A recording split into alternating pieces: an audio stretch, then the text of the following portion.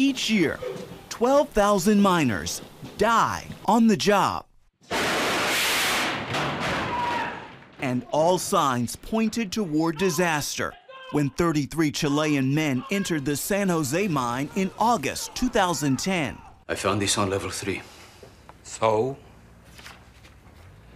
We put these mirrors in the cracks so we know when the mountain shifts. The mine collapsed and buried the miners alive. That begins their real-life miracle story. And this movie, shot in Chile and deep in the mines of Colombia. Antonio Banderas and Lou Diamond Phillips lead the cast. It took 100 years for them to dig this deep. How long do you think that's going to take? Do you think the owners are going to spend that kind of money? They didn't even finish the ladders!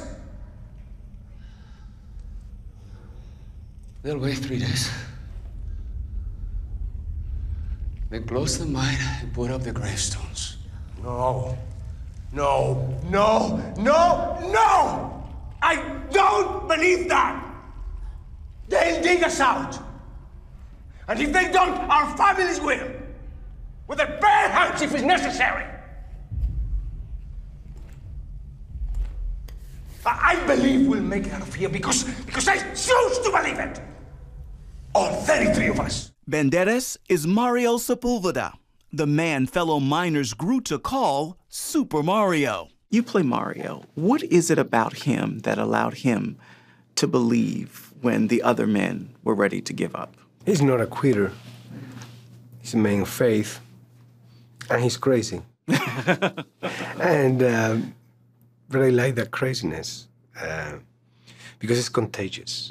And he knew that. You know what? Phillips plays mining supervisor Don Lucho. When did you know you wanted to be a part of it? I knew that I wanted to be a part of this film as soon as I heard they were going to make the movie. Like millions who followed this survival story, 33.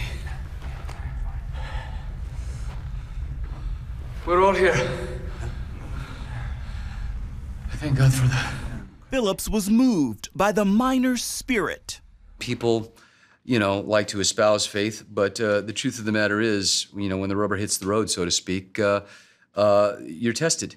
And I think that's the wonderful thing about faith. Untested faith might not be faith, you know, it might be noise.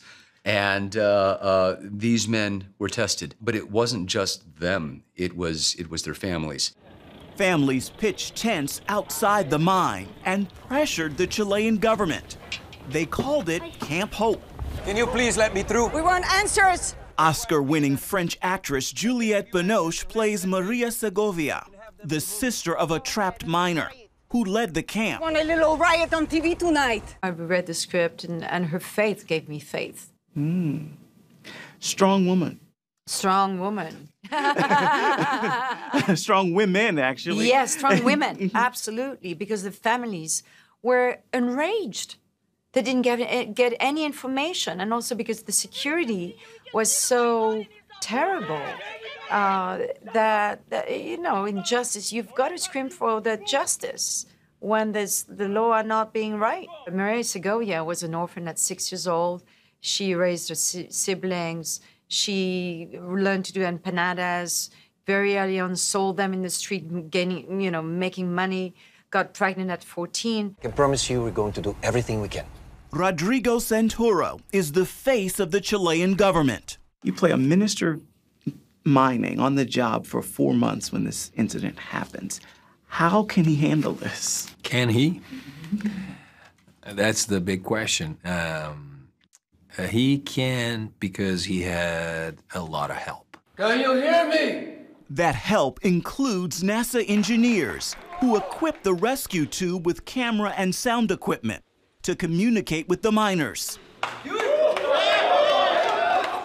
This is a replica of the Phoenix. It is the tiny capsule that lifted the miners from underground from more than 2,000 feet, one by one, after being buried alive for more than 60 days. They were truly dealt a life and death situation, and they never gave up. What could have been the end of their story is the beginning of an even greater life of faith and family.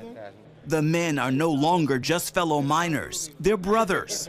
CBN News was there when they visited Israel together to walk where Jesus walked and to be baptized in the Jordan River. When people think of this story, we don't think of laughter, but seeing the film, there is a lot of laughter. How important do you think that was for them? Oh, crucial. Still now, when you are with them for a while, they cannot stop making jokes to each other. Cruel jokes. You know, very cruel, but they are at each other like crazy.